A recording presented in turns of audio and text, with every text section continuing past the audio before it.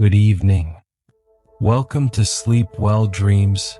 Tonight, let us set aside the cares of the day and embark on an adventure that will cradle you in a blanket of tranquility.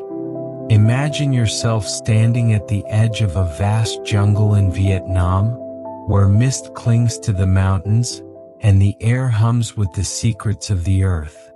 We're about to follow the journey of Mr. Steven, a 45-year-old American explorer with a passion for caves and a deep connection to nature's soul. His latest quest takes him to the mystical Son Doong Cave, a hidden wonder in the heart of Vietnam's Phong Nha region. This is a tale of adventure, of mystery, and of a bond between man and the wild that heals the spirit. So close your eyes, take a slow, deep breath, and let the story carry you to a place where time slows, where the heart finds peace. Let's begin. In the bustling streets of New York City, where the skyline glittered with ambition and the air buzzed with the hum of progress, Mr. Steven, a 45-year-old adventurer with a heart as wild as the lands he explored. 15 years ago, Steven had been a different man. A chief accountant for a travel company, his days spent in a sterile office, surrounded by spreadsheets and fluorescent lights. At 30, he felt the weight of a life that no longer fit him, a yearning for something greater burning in his chest. One fateful day, he made a choice that would change everything. He left his job, gathered his life savings, and set out to chase his true passion, exploring the world's most mysterious places, particularly caves, where he felt the deepest connection to the soul of the earth. Over the next 15 years, Steven traveled to the far corners of the globe, from the icy caverns of Iceland to the glowing depths of New Zealand's Waitomo Caves. Each journey deepened his love for nature, his spirit finding solace in the raw, untouched beauty of the wild. Now at 45, he stood on the cusp of his greatest adventure yet, a journey to Son Doong Cave in Vietnam's Phong Nha Bang National Park, a place whispered about in explorer circles as the largest and most mystical cave on Earth. It was a bold decision, taking him to a distant land in Asia, but Steven felt the call of the cave like a siren's song, pulling him across oceans to uncover its secrets. Before embarking, Steven stood at the edge of the Vietnamese jungle, his heart racing with anticipation. The cave's reputation preceded it, a natural wonder spanning nearly 9 kilometers, with chambers vast enough to house skyscrapers, and a hidden ecosystem untouched by time. Towering stalagmites, some as tall as 70 meters, stood like ancient sentinels within its depths, while underground rivers carved their paths through the stone. Rumors spoke of a forest growing inside the cave, nourished by sunlight streaming through massive sinkholes, and of a wall of calcite so immense it challenged even the bravest explorers. Son Doong was more than a cave. It was a living, breathing marvel, a portal to another world, and Steven knew this journey would be unlike any other. Steven arrived in Vietnam, the air warm and fragrant with the scent of tropical blooms. To reach Son Doong, he decided to rent a motorcycle, eager to experience the land's beauty firsthand. As he rode through the countryside of Quang Binh province, the scenery unfolded like a dream. Jagged mountains rose from the earth, their peaks shrouded in mist, while emerald rivers wound through the valleys below. The morning fog clung to the landscape, casting a mystical veil over the rice paddies and bamboo groves, and Steven felt as though he were riding through a painting, each turn revealing a new stroke of nature's brush. The wind whispered through his hair, carrying the songs of birds and the distant murmur of waterfalls, and for the first time in years, Stephen felt truly alive, his soul humming in harmony with the land. After a long ride, he arrived at the edge of Phong Nha Bang National Park, where the dense jungle marked the gateway to Sun Dong. He met his guide, a local man named Min, who had grown up in the shadow of these mountains and spoke of the cave with reverence. Sun Dong is a sacred place, Min said, his voice soft but firm. It speaks to those who listen.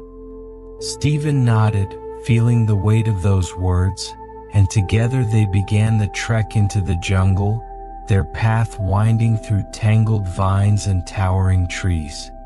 The air grew thick with humidity, the sounds of the forest enveloping them, cicadas buzzing, leaves rustling, and the occasional call of a gibbon echoing through the canopy. Stephen's heart swelled with excitement. He was on the threshold of something extraordinary. The journey to Sun Dong required a 10-day expedition, a grueling yet exhilarating adventure that would test Stephen's limits and reward him with wonders beyond imagination. On the first day, the team reached the cave's entrance, a gaping maw in the earth hidden beneath a curtain of vines. Stephen stood at the edge, peering into the darkness below, where mist rose like the breath of a sleeping giant. Using ropes, they descended 80 meters into the cave, the air growing cooler with each meter. The sound of dripping water echoed around them, and as Stephen's feet touched the cave floor, he felt a surge of awe. This was a place where time stood still, where the earth whispered its ancient secrets. The first chamber they entered was vast, its ceiling lost in shadow, its walls adorned with stalactites that gleamed like chandeliers of stone. Stephen's flashlight caught the shimmer of cave pearls, small, glistening spheres formed over millennia, scattered across the ground like treasures from a forgotten realm.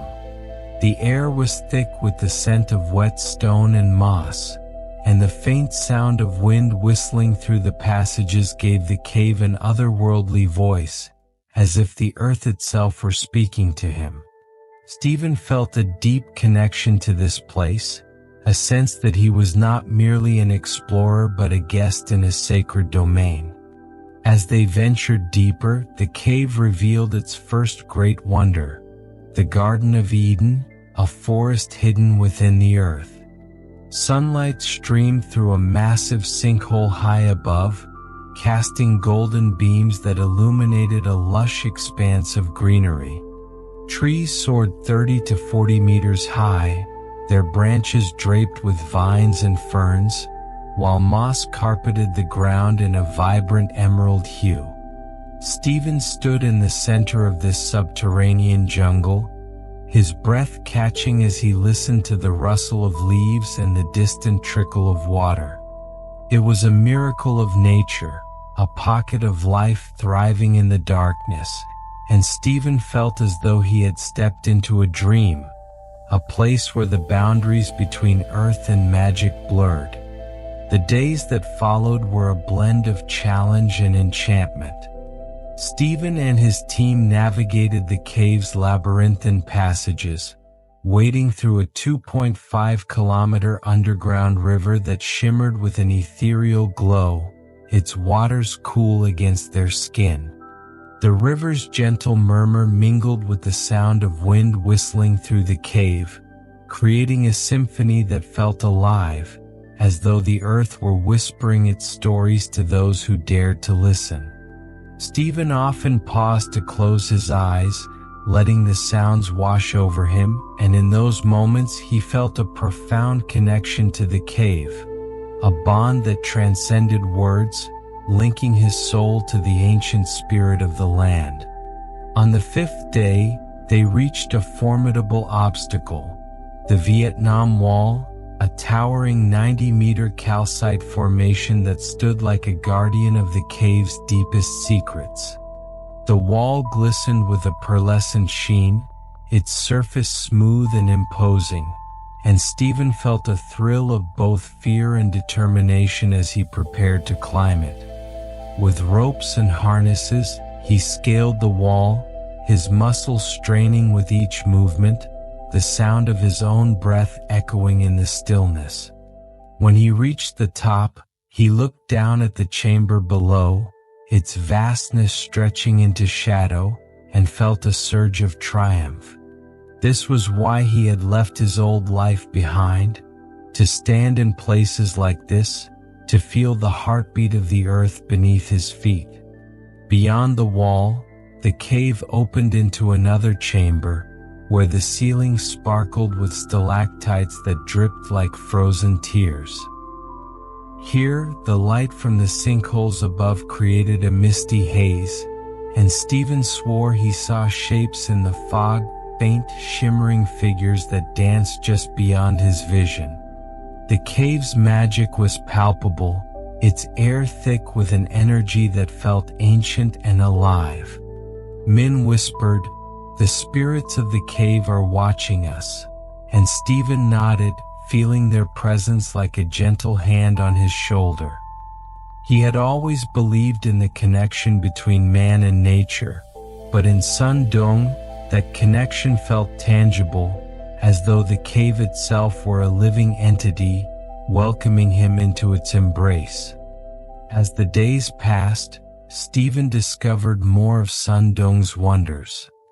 He found a section where the cave's walls were adorned with fossils, ancient corals and shells embedded in the stone, remnants of a time when this land lay beneath a prehistoric sea. He ran his fingers over the fossils, imagining the millions of years that had passed since they were alive, and felt a deep reverence for the cave's history. In another chamber, he encountered stalagmites so tall they seemed to touch the heavens, their surfaces carved by time into shapes that resembled mythical creatures, dragons, serpents, and guardians of the underworld. As they journeyed farther along the river, a wondrous sight unfolded before them. A bottomless lake, known to past explorers as the Infinite Lake. It lay within a vast chamber, its surface as still as a mirror, reflecting the cave's ceiling where dripping stalactites glittered like jewels. A distant sinkhole allowed sunlight to filter down, making the water shimmer as if studded with gems, and faint, ethereal beams of light spread outward, transforming the space into something resembling an underground palace. Stephen stood silently on the lake's edge, feeling as though he were gazing into a portal to another dimension. Min, his guide, whispered, "The locals say this lake is where the spirits of the earth gather, and if you listen closely, you can hear their song."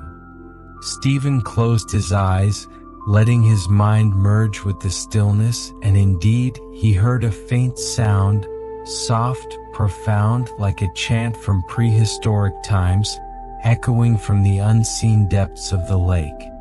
One evening, as the team camped near the underground river, Stephen sat alone by the water's edge, the glow of his lantern casting flickering shadows on the cave walls. The air was cool and damp, the sound of the river a soothing lullaby, and he felt a peace he had never known. The cave's whispers grew louder here, the wind carrying voices that seemed to speak of forgotten times, of the people who had sought refuge in this cave during wars, of the animals that had made it their home, of the earth's endless cycle of creation and renewal. Stephen closed his eyes, letting the voices fill his mind, and in that moment he felt as though he were part of something eternal, a thread in the tapestry of the earth's story. On the final day, as they prepared to leave the cave, Stephen stood at the edge of the Garden of Eden one last time, gazing up at the sunlight streaming through the sinkhole. The forest glowed with life, its leaves shimmering in the golden light, and Stephen felt a pang of longing to stay. Sun Dong had changed him, deepening his bond with nature in ways he couldn't fully describe. He whispered a quiet thank you to the cave, promising to carry its magic with him always. After 10 days of exploration, Stephen emerged from Sun Dong, his body weary but his spirit renewed. The journey back to the surface was bittersweet, the jungle's humidity a stark contrast to the cave's cool embrace. He rode his motorcycle back through the misty mountains, the landscapes of Quang Ben as breathtaking as ever, but his mind remained in the cave, replaying its wonders like a cherished dream. When Stephen returned to America, he felt transformed. The trip to Sun Dong had been more than an adventure. It had been a communion with the earth, a reminder of the deep connection between man and nature that he had always sought. He began writing about his experiences, sharing the magic of the cave with others, and spent more time in nature, planting a garden in his backyard filled with ferns and wildflowers that reminded him of the Garden of Eden. Each night, as he lay in bed, he closed his eyes and heard the whispers of Sun Dong, the wind's song, the river's murmur, the rustle of leaves in an underground forest, guiding him into peaceful dreams. The story has come to a close, and now, the gentle and deep murmur of the stream, like a lullaby from the heart of the earth, cradles you into a profound and soothing sleep.